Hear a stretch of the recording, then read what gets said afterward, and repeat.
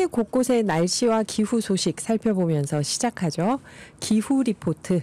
노광준 PD 나왔습니다. 안녕하세요. 네, 안녕하세요. 오늘 어제 이어서 쌀값 미스터리 풀어보나요? 2탄입니다. 네. 그러니까 많은 분들이 관심을 가지시더라고요. 방송 끝난 다음에 이거 쌀값 왜 떨어진 거야? 맞아요. 어제 내용이 한 10분 정도 됐는데 네. 오늘의 기후 채널 유튜브에서 다시 보실 수 있습니다. 맞아요. 간단하게 요약을 드리면은 풍년이었어? 아닙니다. 흉년입니다. 풍년이 아니었습니다. 네. 밥을 안 먹어서 그래? 아닙니다. 불충분한 설명이고요. 네, 안 먹는 만큼 쌀 생산량 그동안 줄었고요. 네. 그다음에 수입쌀의 존재, 햇반을 찾아보시면 됩니다. 햇반의 원산지가 어느 쌀인지. 그리고 수입쌀은 벌써 10수년 이렇게 들어왔는데 네. 이것도 올해 쌀값 하락의 원인이 아닙니다. 그렇다면 본질은 무엇인가? 오늘 이제 풀어보도록 하겠습니다. 그러니까 그 통계청에서 올해 쌀 생산이 네. 그러니까 좀 줄긴 줄었다 뭐 하는데 이제 10%까지는 아니라고 이제 어제 말씀을 드렸잖아요. 네. 근데 농민들이 느끼는 거는 통계청보다는 확실히 더 줄었어요. 그렇죠. 우리 논에서 지금 10% 줄었다. 다들 그러는 거죠. 그 연천의 친환경 농민 박용석 농부님께서 한 10% 줄었다. 네네. 소출을 해보니까 주변 분들이 다 그런다 이러잖아요.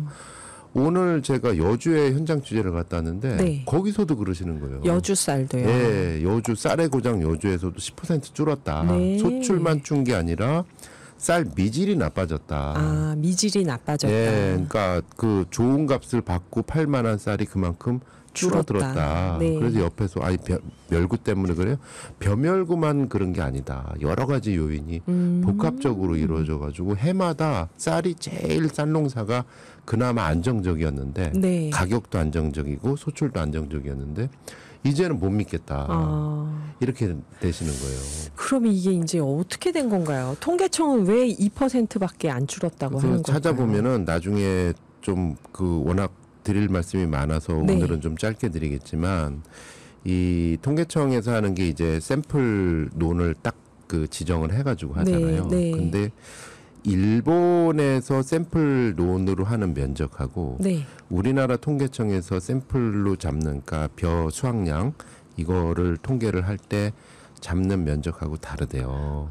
일본 면적이 좀 더 촘촘하대요. 우리가 그만큼 일본보다는 한 좀 더 그러니까 좀 이렇게 느슨한 건가요? 느슨하게끔 샘플이 돼가지고 해마다 예측도 약간씩 빗나가고 그래서 좀 통계 수치 갖고도 좀 얘기가 많은데 어쨌든 그거는 다음에 하도록 하겠습니다. 예, 이 쌀 생산량 수치가 전국 농부들의 수치의 평균값이 아니라 않아요. 통계청에서 샘플 몇 가지를 보고 나오는 그러니까 거죠. 중부지방, 남부지방 뭐 이렇게 해가지고 잡는데 그게 약간 좀 일본보다 느슨하다라는 비판들이 네. 있어요. 그래서 어떻게 보면은 그 쌀 농산물은 어차피 공장하고 달리 바로바로 찍어내는 건 아니기 때문에 바로바로 수요 공급 조절이 힘들잖아요. 네. 대신에 이 수확량에 대해서는 지금 IT 기반인데 수확량에 대해서는 어느 정도는 좀 맞으려면은 이 표본 예측이 좀 정확해야 되는데 맞아요. 이게 좀 빗나가는 것 같다. 이런 얘기도 있습니다. 어쨌든 본격적으로 왜 쌀값이 떨어지는 게 기후 대응하고 중요하냐면요. 오늘도 현장 가서 느꼈는데 농민들한테는 기본적으로 쌀값이 농민값입니다. 네. 기본 연봉이에요. 그러니까 쌀 말고는 나머지는 다 도박이라는 거죠. 어떻게 될지 모르니까. 어떻게 될지 몰라요. 아이고, 네. 이게 그나마 이거로 기본 연봉을 하고 그 다음에 보너스로 밭작물을 하는 건데 이것도 흔들리는 거잖아요. 그 다음에 올해 뭐 앞에서 나왔겠지만은 예를 들어서 그럼 가을이니까 배추 심어야지. 망하신 분들이 너무 많다는 거예요. 가을 폭염 때문에. 네. 2번, 3번씩 했는데도 소출이 안 나온다는 거예요. 그러면 도대체 뭘로 농사를 지으면서 농촌에서 살까? 있으신 분들은 어차피 여기 계시니까 그냥 산다라고 치더라도 밖에서 안 들어간다는 거죠. 그렇죠. 예. 들어갔다가도 다시 나온다는 것이죠. 되고. 이러면서 심리적인 식량 자급도를 사람이 결국 해야 되는데 AI가 농사질 수도 없는 거고 그런 차원으로 하는데 그렇다면 왜 쌀값 하락이 시작됐는가 이야기를 한번 시간 순으로 거슬러 가보겠습니다. 네. 첫 번째. 20대 대통령 선거, 그러니까 지금 대통령을 뽑은 대통령 선거를 석 달 앞둔 때부터 상황이 시작됩니다. 그러면 2021년 겨울인가요? 예, 2021년 12월. 네, 12월. 이때도 쌀값이 하락해가지고 농민들 반발이 거세는데 네. 그때는 확실하게 쌀 생산량이 늘어나서였어요. 그래서 각 후보들마다 뭐라 그랬을까요?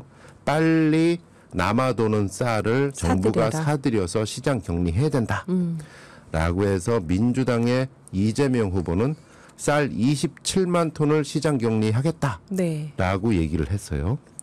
당시 국민의힘 윤석열 후보는 뭐라고 말씀하셨냐면은 이재명 후보보다 3만 톤 더 많은 쌀 30만 톤을 격리해야 된다라고 주장을 합니다. 네. 그러면서 윤석열 후보의 12월 16일 페이스북 글은 이랬습니다.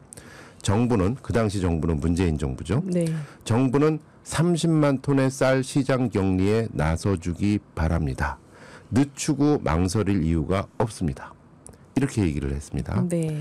그러고 나서 한 번 더 촉구합니다. 대선 막바지인 2022년 2월 25일에 공식 보도자를 통해 이렇게 얘기했습니다.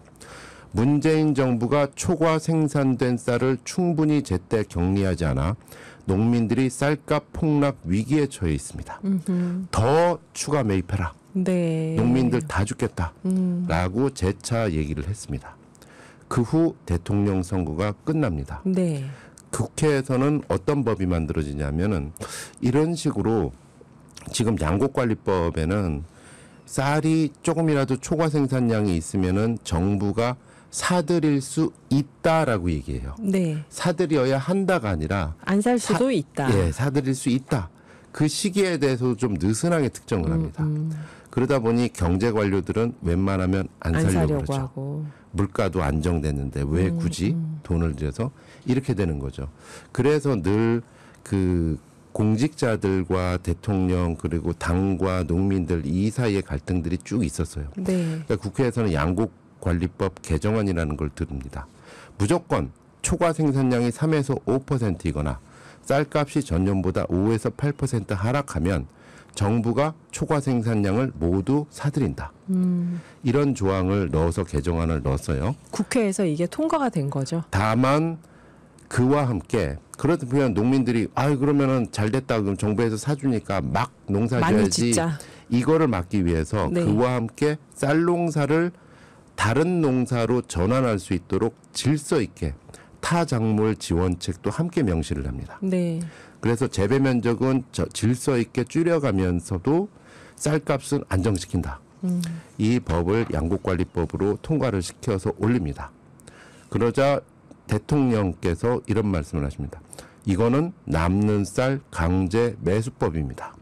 농민들의 도덕적 해이가 우려됩니다. 막대한 혈세를 들여서 모두 사들이는 것은 비효율적입니다. 하면서 첫 번째 거부권을 행사하십니다. 양곡관리법에 대해서요? 네. 그러면서 다음 날 농식품부 장관이 국회에서 이렇게 말합니다. 이 양곡관리법 그 개정안은 비효율적이라서 우리는 대통령께서 거부권을 행사하셨지만 우리는 쌀값 20만 원을 보장하겠습니다. 하면서 쌀 수급 안정, 직불제 확대 및 농업 농촌 발전 방안을 발표합니다. 그래서 이러이러한 방안으로 어쨌든 우리는 산지 쌀값, 수확기 쌀값 80kg당 20만 원 수준을 맞추겠습니다. 라고 해서 양곡관리법은 거부했지만 20만 원은 맞추겠다. 근데 이렇게 일방적으로 정하는 게 더 유연하지 못한 거 아닌가요? 당시 농민들은 쌀 생산비를 감안하면 25만 원, 26만 원은 돼야 된다라고 주장했으나 네. 어쨌든 정부는 20만 원이다. 20만 원은 맞추겠다. 그거보다 초과 생산량 3에서 5%, 쌀값이 전년도보다 5에서 8% 하락할 때 사들인다. 이게 더 유연할 것 같은데. 네. 예. 그래서 어쨌든 뭐 거부권이라는 것도 그 인정을 하고 예. 그래서 지켜보게 됐죠. 20만 원으로 양보하고. 그래서 그해 11월, 작년 11월에 20만 원이 살짝 넘어졌습니다. 네. 근데 문제는 그 후에 계속 떨어집니다. 지금 얼만큼 떨어져? 18만 원대까지 떨어진 11월에 거죠? 20만 원 넘었을 때 대통령께서 농업인의 날 가셔서 20만 원 지켜냈습니다라고 연설을 하셨습니다. 하고. 근데 그 후에 바로 떨어졌어요. 12월에 19만 8천 원, 그다음에 해를 넘어서 2024년 올해 6월에 18만 7천 원, 8월에 17만 원대로 떨어졌다가 10월에 다시 18만 원 갔다가 11월에 18만 원대 초반대로 또 떨어집니다. 이 일련의 흐름을 보면서 제가 취재를 해보니까 이런 얘기를 나옵니다. 네. 이게 시장의 흐름을 정확하게 반영한 거다. 어떤 시장이냐? 어떤 시장인가요? 정부에서 20만 원 선은 반드시 보장하겠습니다라고 딱 못을 박았잖아요, 작년에. 네. 그걸 믿고 산지 쌀값을 그럼 20만 원 근처에서 사야겠다.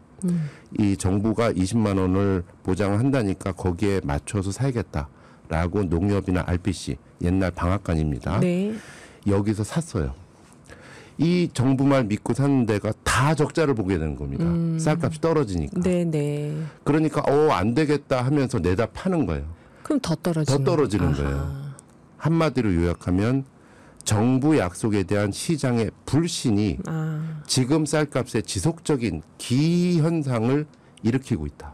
이거 왠지 일회용 플라스틱 그거 금지한다고 하다가 안 해가지고 무너진 거랑 좀 비슷하게 느껴지는데요. 이렇게 되면 다음 내년도도 더 문제가 됩니다. 그렇겠죠. 보통은 구쌀이 이제 갔다가 햅쌀이 나오는 순간 햅쌀을 사 먹잖아요. 네네. 그럼 구곡 같은 경우는 더 문제가 되는데 내년 같은 경우는 쌀값이 과연 어떻게 될 거냐. 또 반짝 해가지고 문제가 되니까 반짝 조금 올라갔다가 또 떨어지는 거 아니냐. 네. 이러한 정부에 대한 믿음이 떨어지는 상태이기 때문에. 그럼 시장이 불안하니까 가격은 더 불안정해질 테고. 네, 얘기하다 보니까 10분이 지났는데요. 짧게 말씀드리면 이게 왜 중요하냐면 올여름 일본에서 일어난 일을 기억을 해야 되는 시기가 왔습니다. 어떤 일이 있었나요? 일본에서 쌀 부족 사재기 현상이 일어났어요. 일본에서요? 예, 일본에서. 그러니까 일본 사례가 엄청난 충격인 게 왜냐하면 일본하고 우리하고 비슷해요. 쌀 덜 먹는 소비가 계속 감소하는 것도 비슷해요. 네. 거기에 맞춰서 쌀 재배 면적을 계속 줄여한 것도 비슷해요. 많고. 일본이 진짜 쌀 재배 면적은 많이 줄였거든요. 네네. 소비가 줄으니까. 네. 그러다가 어떤 일이 일어났냐면은 갑자기 일본 관광객이 늘어나서 쌀 소비량이 늘어납니다. 스시를 먹으면서. 네. 근데 일본은 기후위기 때문에 쌀 생산이 확 줄었습니다. 네. 그러니까 갑자기 이 생산과 소비를 쫙 비슷하게 맞춰놨다가 소비는 늘고 생산은 주니까 갑자기 쌀이 없어졌어요. 슈퍼마켓에서 없어진 거예요. 그래서 사재기를 합니다. 그래서 미국산 쌀을 급히 구해가지고 이게 레이와 쌀 소동이라고 하는데요. 우리한테 남의 일일까요? 이게 과연. 그래서 적정 재배 면적을 유지하면서도 소비 감소에 어떻게 지혜롭게 대처할 것인가. 여러 가지 제도적인 부분이 있는데 어쨌든 취재를 하면서 저는 한 가지 사진이 떠올랐습니다. 이 박용성 님이 쌀빵을 만드시잖아요. 네네. 쌀농사를. 어떻게 보면은 지금 정부 흐름에 가장 부합하는 정책을 농민이 먼저 하고 계시는 거거든요. 근데 쌀빵을 만들 인력이 부족해서 혼자 만들고 계시다는 거예요. 네. 정규직 인건비를 준다고 해도 잘 안 오신다는 거예요. 연천이 교통도 불편하고 이제 젊은이들이 가기가. 그래서 무너진 시장의 신뢰 회복을 위해서 농정 라인을 교체해야 되는 것과 함께 쌀 가공 산업 확대 예산을 증액하는 얘기를 언론에만 하지 마시고 실제로 이렇게 박용성님 같이 실제로 쌀빵을 하고자 하는 사람한테 지원하는. 느낄 수 있도록 그런 섬세한 지원이 이제는 있어야 식량 안보가 지켜지지 않을까 마지막으로 말씀드립니다. PD님은 어떠신지 모르겠지만 저는 이 얘기를 한 번 더 듣고 싶습니다. 추가 취재가 된 얘기를 언젠가. 네, 감사합니다. 노광준 PD였습니다.